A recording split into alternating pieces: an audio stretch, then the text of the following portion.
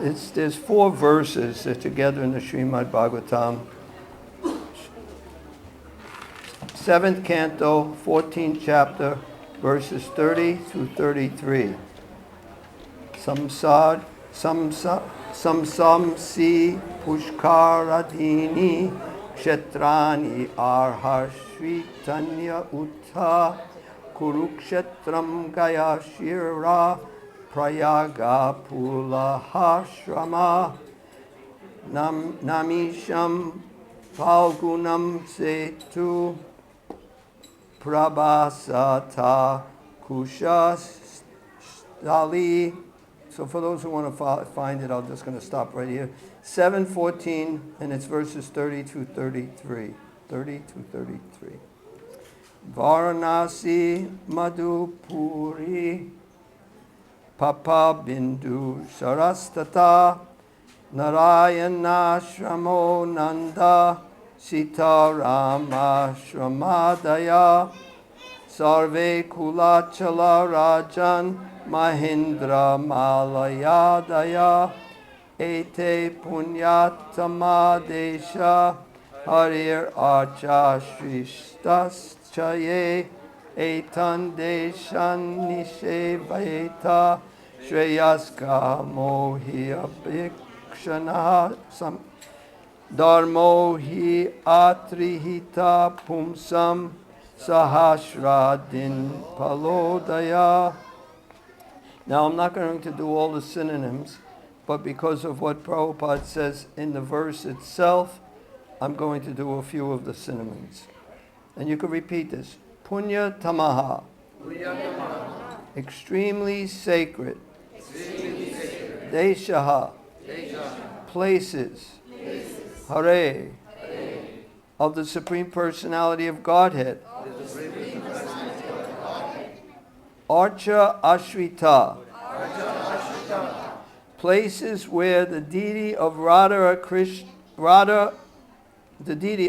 Krishna is worshipped. And then this is in brackets. Such as big American cities like New York, Los Angeles, and San Francisco.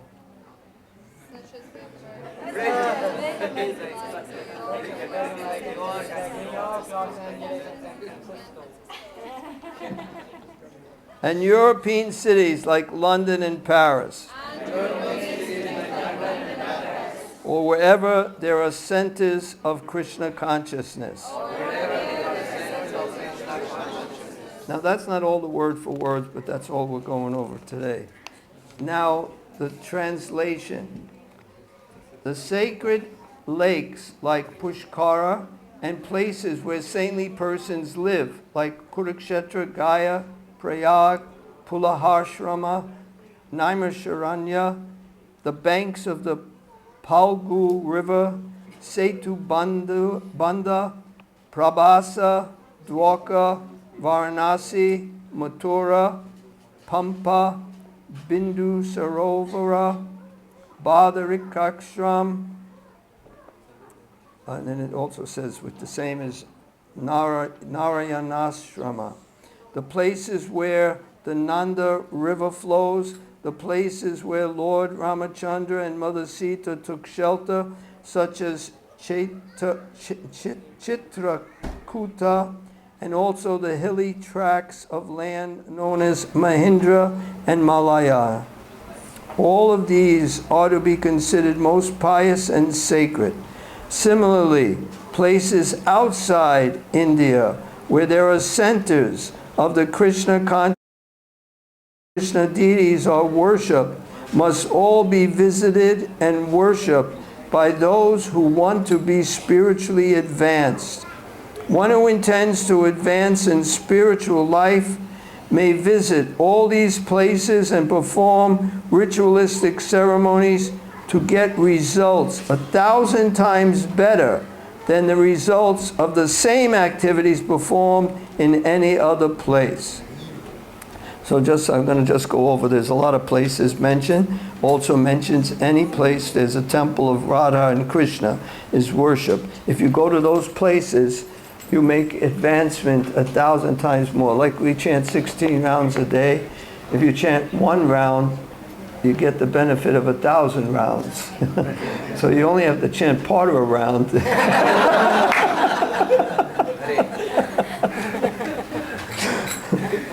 But you get so much more benefit. If you're going to do service, if you do service at a Radha Krishna temple, then you're going to make 1,000 times more advancement if you did that service at home or some other place. So it's really important to take advantage. If you're going to donate, whatever you donate, you'll get 1,000 times more benefit than if you would have donated that same amount somewhere else. So now, this is the purport. In these verses, and in verse 29, stress is given to one point, Hare Archashritas Chaye, or Hari Archa. In other words, any place where the deity of the Supreme Personality of Godhead is worshipped by devotees is most significant.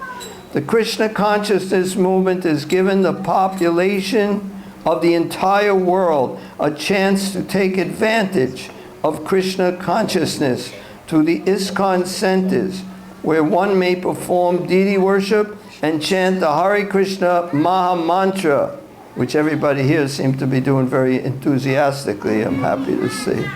And they don't want to stop to listen to my class, which I'm fine with that. But where one may perform deity worship and chant the Hare Krishna Maha Mantra, and in this way obtain results with effectiveness increased 1,000 times. So it's really important to come and visit the temple as often as you can, not just for holidays. I mean, in here there's programs every morning, every evening, every noon.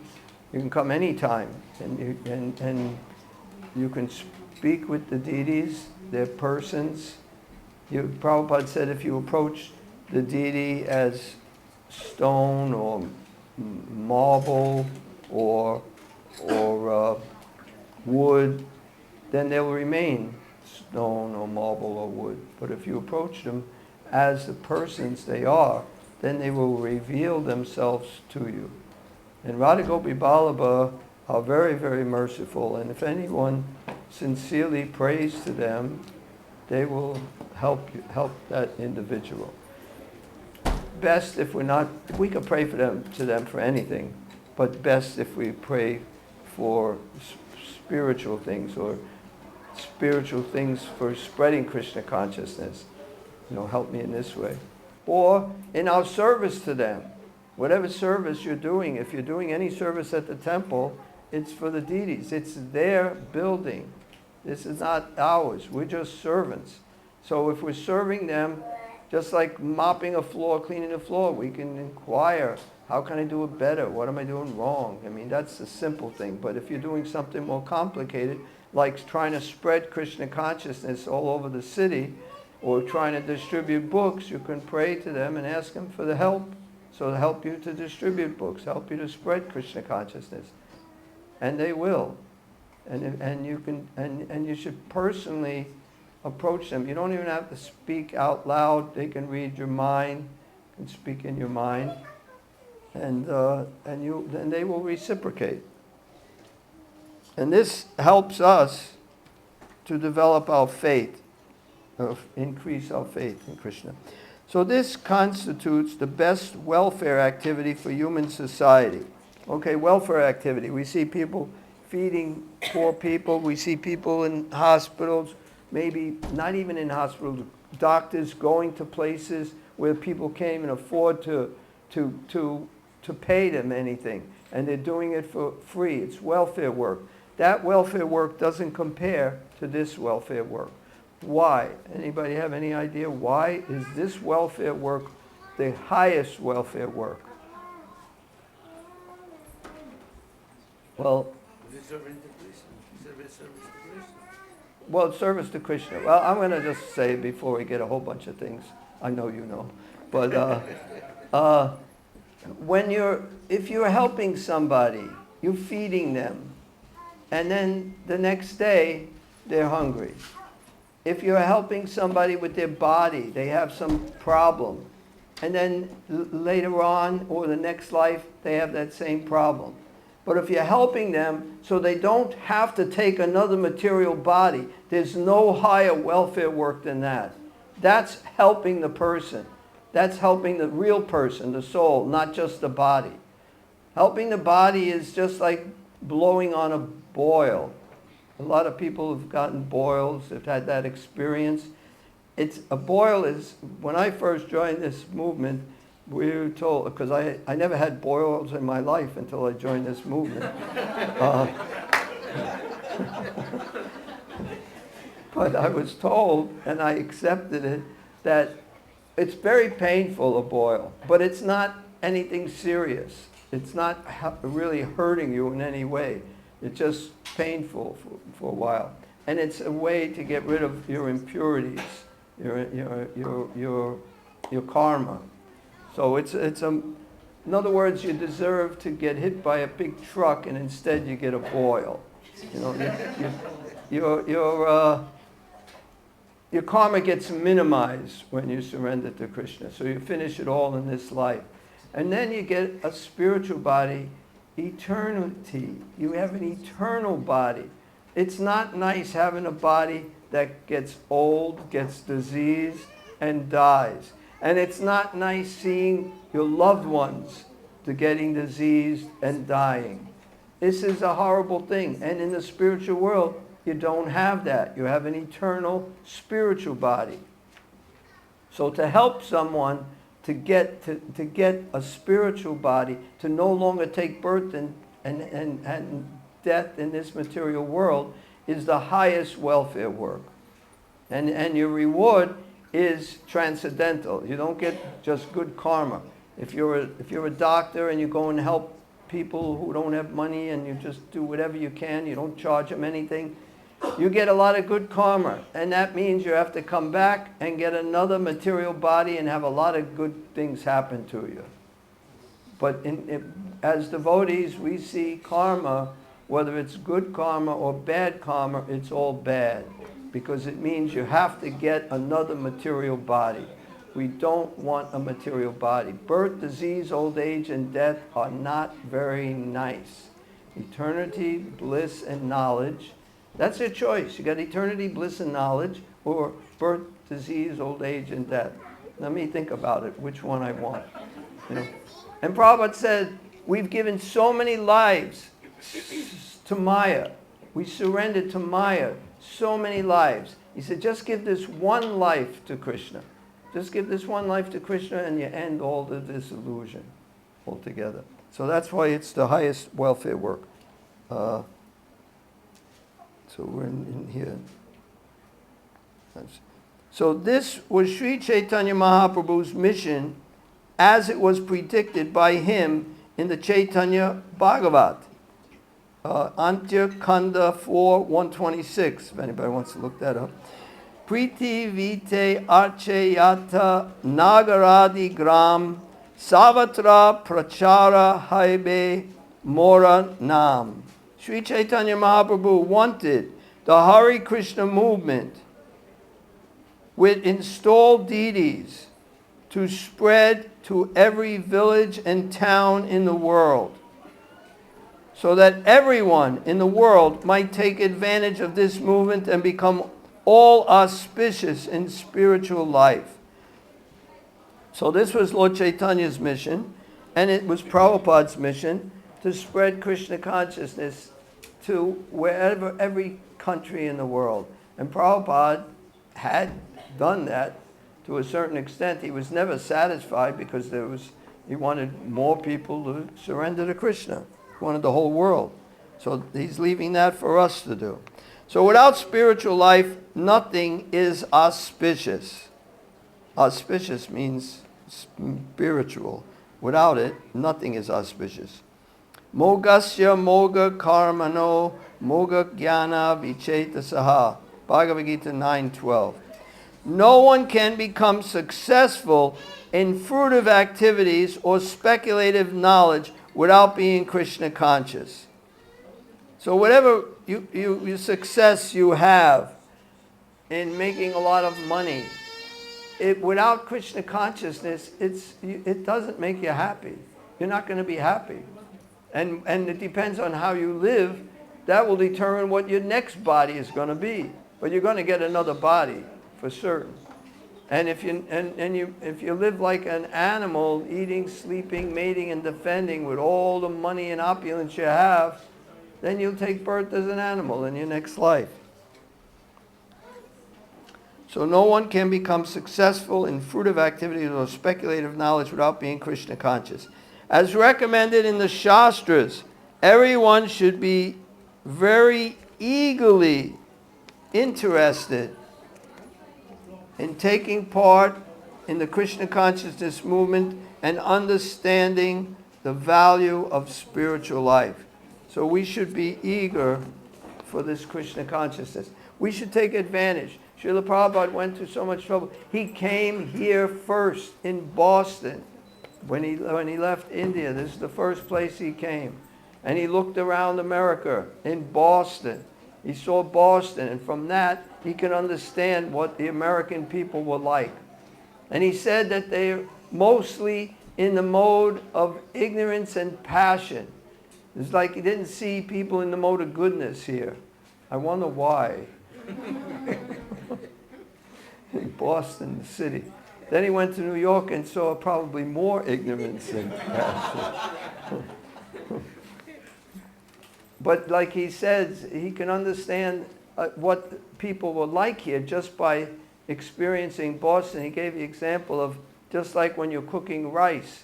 If you take one grain of rice and if it's cooked, you can understand that all the rice is cooked. So similarly, you can see what the people are here. You can get a good idea of what they're like. And then after that, he wrote this poem about, why have you brought me here? If you brought me here, I'm your puppet, you make me dance, whatever you want me to do. How can these people understand this message? But if you want, you can make my words suitable for their understanding.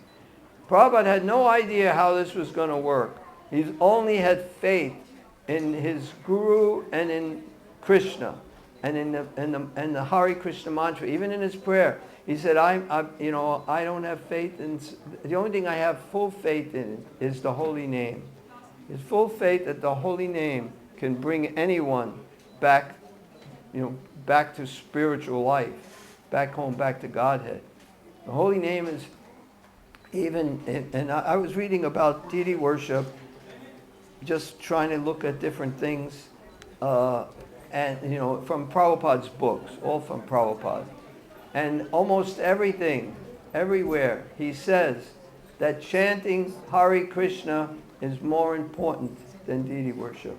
Now, I'm not trying to minimize deity worship, but chanting, but even when we're worshiping the deities, the chanting has to be there. And you get inspired to chant when you're chanting for Krishna, you're chanting for his pleasure. And then you can get much more inspired. So before I read, that was a little bit about, I wanted to just talk mainly about how Prabhupada is spreading Krishna consciousness, or did spread Krishna consciousness by establishing these temples. In another place he said, when I was in India, I wasn't interested in establishing temples. But then when I went to America and Europe, and so many people gave money, a lot of money, then I decided we have to establish temples. Because if you get money, that's what someone who's spiritually advanced would do, is establish a temple of worship, Radha and Krishna, so that other people can benefit. And it's also necessary for even his disciples.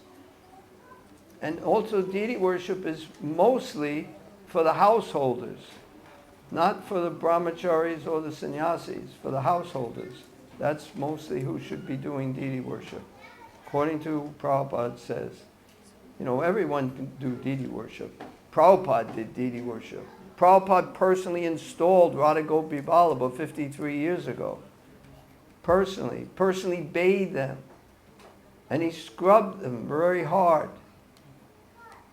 actually did, not just superficial. He was giving them a bath, cleaning them up. It wasn't here. It was in Boston, not at this temple. I think it was in Alston at the time. It must have been Alston, because I moved in the temple a few months after they were installed, and that was in Alston. I was going to New York. I never got attached to Radha Govinda in New York because I was more in ignorance at that time when I started going, and I didn't know what was going on with the deities. I remember that in those days, even when I came to Boston, everywhere, we had little Radha and Krishna here. They would come out every Sunday and we swing them. Every Sunday.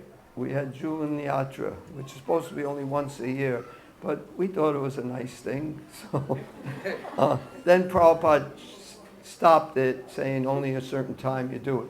But when I came for the first time to the temple, and they're swinging Radha and Krishna, and one person at a time goes up and swings the deities, and I didn't want to go up. I'm thinking everybody'd be looking at me. Nobody'd be looking at me, but that's what I was thinking. Anyway, one brahmacharini, she got me to go up. She said, come on. And I had to go. So I just swung the deities, and then I just walked away and finished, got that over with. But I had no idea what I was doing. I had no idea, at all. I didn't think, I didn't know what I was doing. I didn't really think they were dolls. I didn't know anything. There's some ceremony they're doing, and I'm participating. But when I came here, Radha Gopivallabha were very merciful to me, and they helped me so much, and I can see that they were directly helping me, and that's why I'm most attached to Radha Gopivallabha, even now, because I had more experiences with them than any other deities. And they're very, very powerful and very special, and everyone should take advantage of their association. Just be sincere. That's all you have to do, is be sincere. Any questions?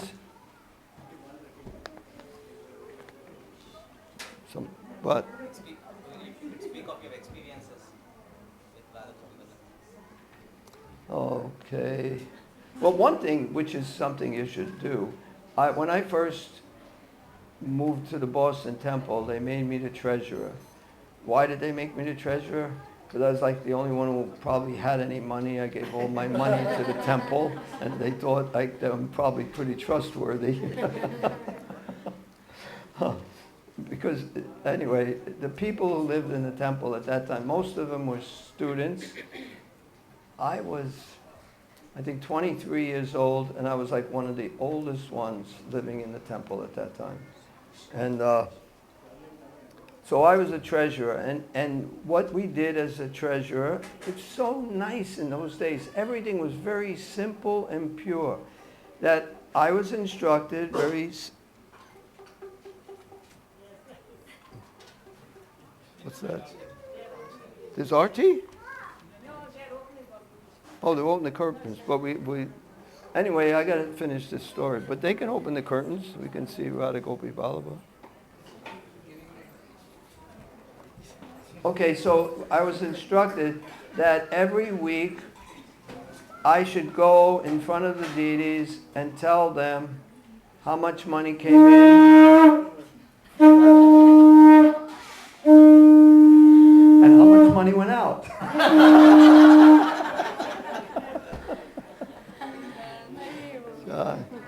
So I think they're going to have kirtan. Anyway, just this one, let me finish this.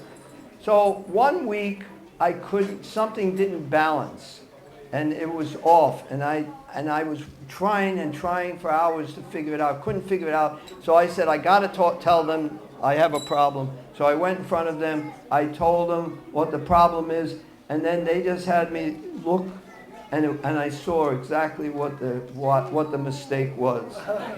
In one instance. Radha Gopivallabha ki.